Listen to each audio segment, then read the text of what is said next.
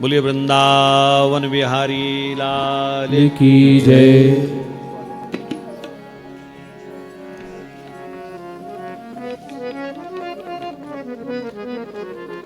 विराज। राधे राधे गोविंद गोविंद राधे राधे राधे गोविंद गोविंद राधे।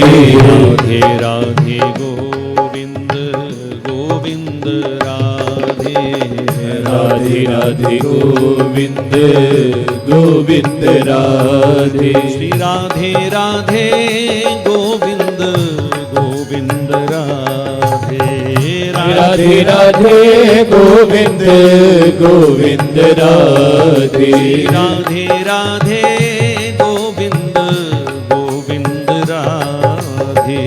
राधे राधे गोविंद गोविंद राधे राधे राधे गोविंद गोविंद राधे। राधे राधे गोविंद गोविंद राधे राधे राधे गोविंद गोविंद राधे। राधे राधे गोविंद गोविंद राधे राधे राधे गोविंद गोविंद राधे। राधे राधे गोविंद गोविंद राधे राधे राधे गोविंद गोविंद राधे। राधे राधे गोविंद गोविंद राधे राधे राधे गोविंद गोविंद राधे। राधे राधे गोविंद गोविंद राधे राधे राधे गोविंद गोविंद राधे। राधे राधे गोविंद गोविंद राधे राधे राधे गोविंद गोविंद राधे। राधे राधे गोविंद गोविंद बाल कृष्ण भगवान की जय। भागवत भगवान की अनुपम अनुकंपा। कल हम प्रतीक्षा करते रहे, पूज्य श्री अनिरुद्धाचार्य जी का इंतजार करते रहे। हम मानते हैं बहुत व्यस्त है इनका जीवन। ठाकुर जी समय समय पर अपने पार्षद धरती पर भेजते रहते हैं और उन्हीं में से एक हमारे आचार्य श्री हैं वृंदावन की भूमि पर, जो अपनी अमोघ वाणी से, अपने अमोघ दिव्य दर्शन से जनमानस का कल्याण कर रहे हैं। समय समय पर आपकी वाणी YouTube के माध्यम से श्रवण करने का अवसर मिलता रहता है। हार्दिक अभिनंदन, स्वागत।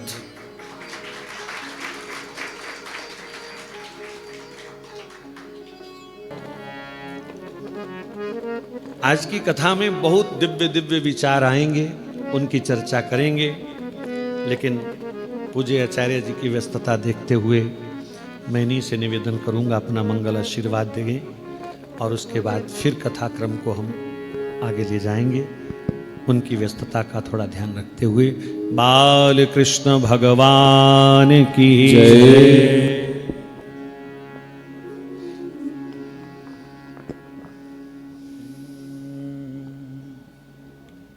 लक्ष्मीनाथ समारंभा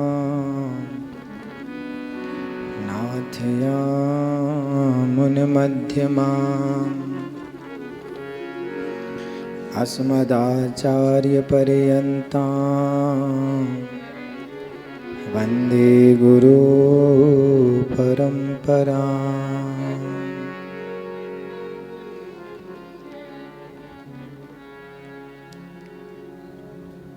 बोलिए भक्त वत्सल भगवान की जय।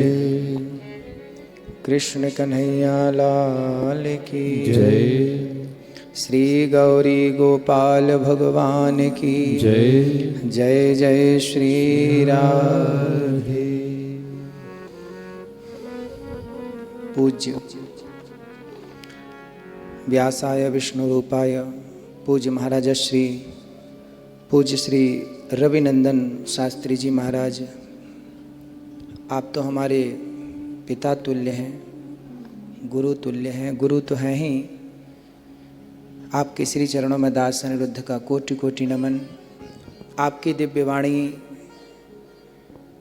आपकी कथा जब आप कह रहे हैं तो आपने अभी कहा सत्यम परम धीमहि।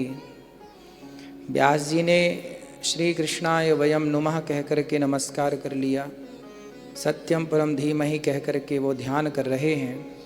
वो तो ध्यान कर ही रहे हैं व्यास जी, लेकिन आपकी कथा सुन कर के कोई ना चाहे तो भी ध्यान में चला जाता है आपकी कथा से।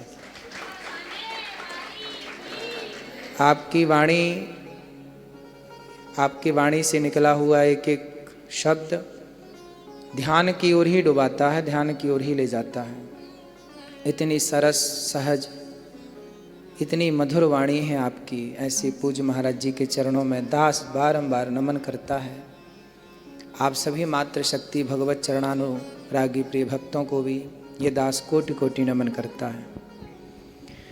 पूज्य महाराज जी कह रहे हैं कि भगवान के बिना जो क्षण बीत जाए और भगवान में जो प्रत्येक क्षण लग जाए वही ध्यान है। जीवन का अंतिम सत्य क्या है? संसार में आप यहाँ बैठे हैं ना, तो अभी महाराज जी की पूज्य गुरुदेव भगवान की वाणी ने हम सबको, देखो आप कुछ नहीं कर रहे हैं यहाँ बैठकर, केवल कथा सुन रहे हैं। इससे क्या हो रहा है? अपने आप आपका चित्त, आपका हृदय पवित्र हो रहा है, विचार निर्मल हो रहे हैं। कथा क्यों सुननी चाहिए? गाली सुनते हैं ना हम लोग, तुरंत गुस्सा आता है। किसी ने आपको रे बे कुछ भी शब्दों का प्रयोग कर दिया, तुरंत आपको क्रोध आएगा, आंखें लाल लाल हो जाएंगी। गाली जो होती है ना, वो भी वाणी से निकलती है और सुनाई भी कानों से पड़ती है। कथा भी वाणी से निकल रही है पूज्य गुरु जी की, और सुनाई भी कानों से पड़ रहा है। गाली सुनते हैं तो मन अशांत हो जाता है, क्रोध से भर जाता है, जबकि कथा सुनते हैं तो मन शांत हो जाता है। कथा क्यों सुननी चाहिए? आज डिप्रेशन की बीमारियां क्यों हैं? क्यों लोग डिप्रेशन में जा रहे हैं, टैबलेट खा रहे हैं? क्योंकि कथा नहीं सुनते। कथा सुनेंगे तो कोई डिप्रेशन में जाएगा ही क्यों? थोड़ी ही सुने, एक घड़ी आधे की बुनियाद, तुलसी चर्चा राम की हरहि कोटि अपराध। कोई थोड़ी भी भगवान की कथा सुने तो कल्याण हो, लेकिन कथा ना सुन के हम संसार में ही, कहीं पत्नी पति में लड़ाई चल रही है, भाई भाई में लड़ाई चल रही है, पड़ोसियों में लड़ाई चल रही है, दिन भर हम उस माहौल में रहते हैं जहाँ कहीं ना कहीं खींचातानी है। जब उस माहौल में आप रहेंगे तो मन अशांत ही तो होगा। कितना बचोगे संसार से? कहाँ जाओगे बच के? इसलिए उस अशांति से बचना हो तो उपाय यही है कि सत्संग में आकर बैठ जाओ, बच जाओगे। 3 घंटे तो बच गए ना। आप 3 घंटे यहाँ बैठे हैं, शांति है ना। यहाँ से जाने के बाद तू मैं तो चालू हो ही जानी है। 3 घंटे के लिए तो बचा लिया ना भगवान की कथा ने आपको हर पाप से। यहाँ बैठे हो, ना आपसे चींटी मर रही है, ना आपसे मच्छर मर रहा है, ना आपसे झूठ बोला जा रहा है। लेकिन जैसे ही आप बाहर निकलेंगे यहाँ से, कुछ ना कुछ बोलेंगे, उसमें कुछ ना कुछ असत्य हो सकता है। और नहीं, असत्य समपातक पुंजा, असत्य सबसे बड़ा पाप है। इसलिए कथा हमें हर पाप से बचाती है। और अंत में क्या निकलता है? लोग कहते हैं ना, पत्नी पाई, पुत्र पाया, पैसा पाया, शेष क्या बचा? अच्छा बताओ, शेष क्या बचा?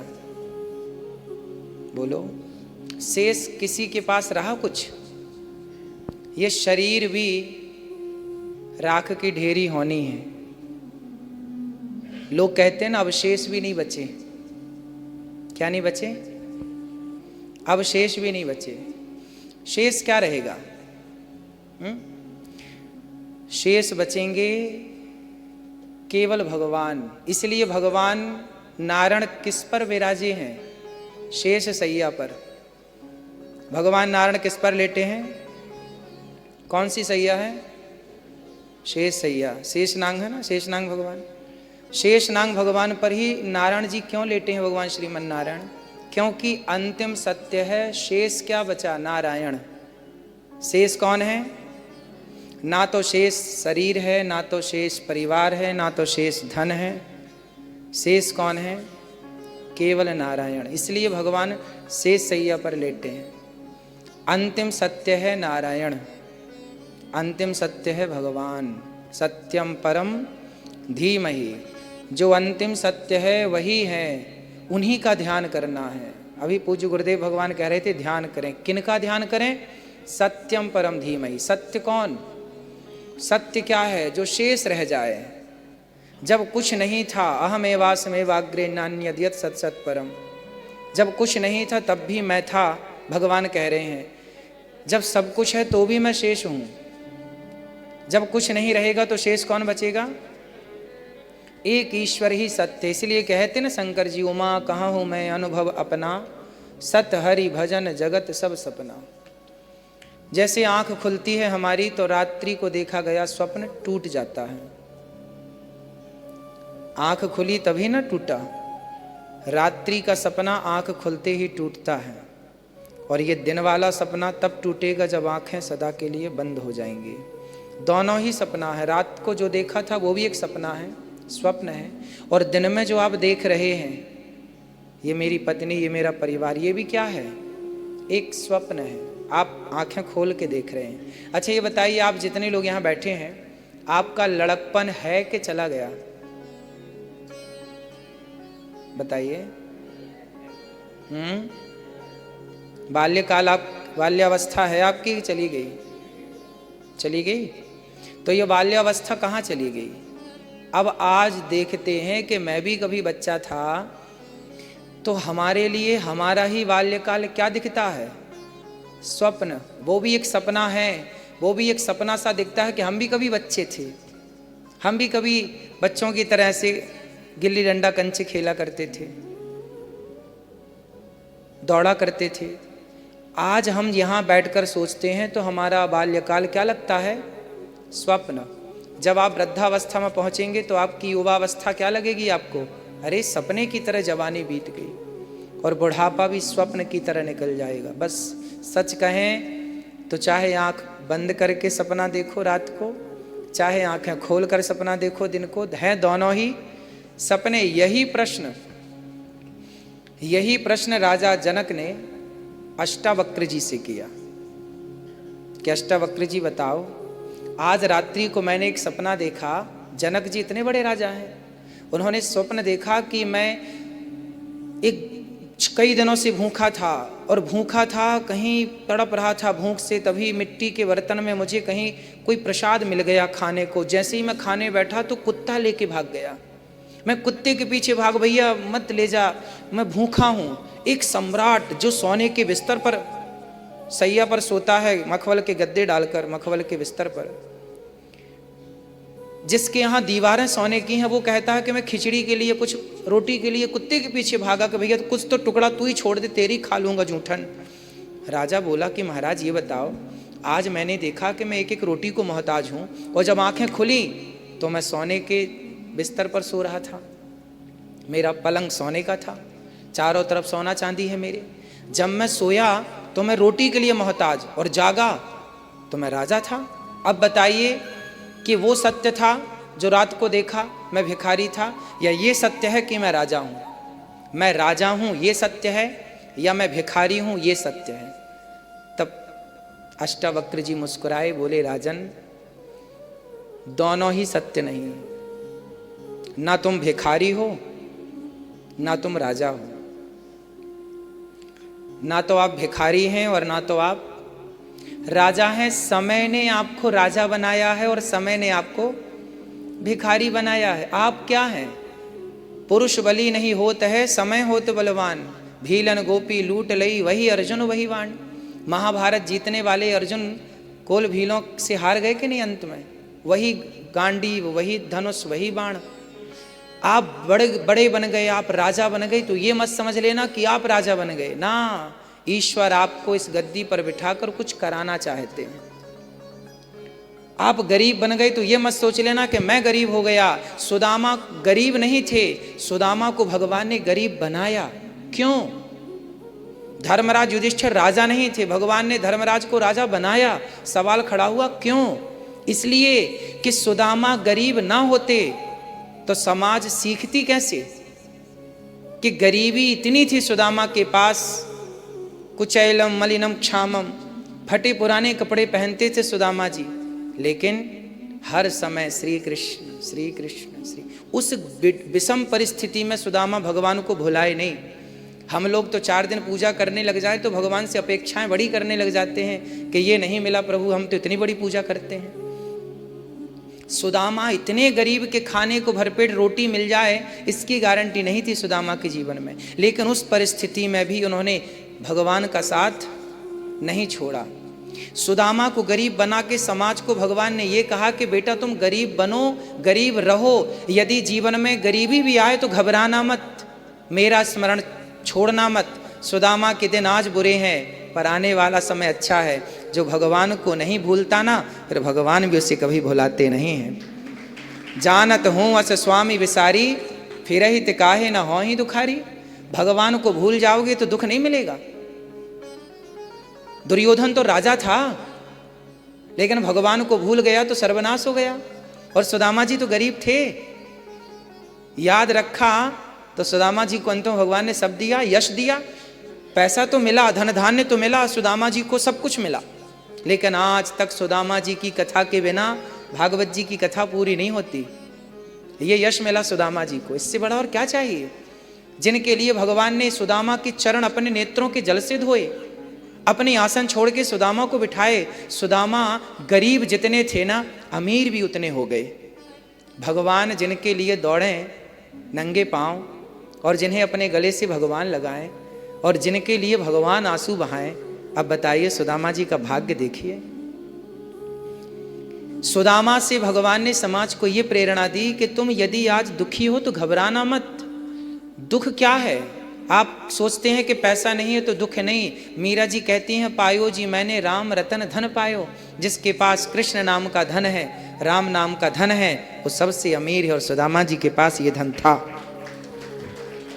इसलिए शेष कौन बचा? नारायण। ना हम अमीर हैं ये सत्य है, ना हम गरीब हैं ये सत्य। समय अमीर गरीब बनाता है, ये समय का खेल है। इसी को कहते हैं माया। ये माया का चक्र है, अमीरी गरीबी सुख दुख, ये देखते रहो दूर से, लेकिन इसमें उलझना नहीं है। ना अमीरी सत्य है, ना गरीबी। राज राजे रहे, ना वो रानी रही, ना बुढ़ापा रहा, ना जवानी रही। अंत में लखपति को ना धेला जुड़ा, हंस जब भी उड़ा तो अकेला उड़ा। हम अकेले यात्री थे, अकेले यात्री हैं, अकेले ही यात्री रहेंगे। शेष है नारायण। इसलिए सत्यम परम धीमहि, सत्य परमात्मा का ध्यान करें, उन्हीं के चिंतन में रहें, यही सत्य है जीवन का। पूज्य गुरुदेव भगवान के चरणों में। दास अपराधी है, बहुत समय लिया आपका, इसके लिए क्षमा। श्री कृष्ण गोविंद हरे मुरारे, नारायण वासुदेव। श्री कृष्ण गोविंद हरे मुरारी, हे नाथ नारायण वासुदेव। श्री कृष्ण गोविंद हरे मुरारी, हे नाथ नारायण वासुदेव।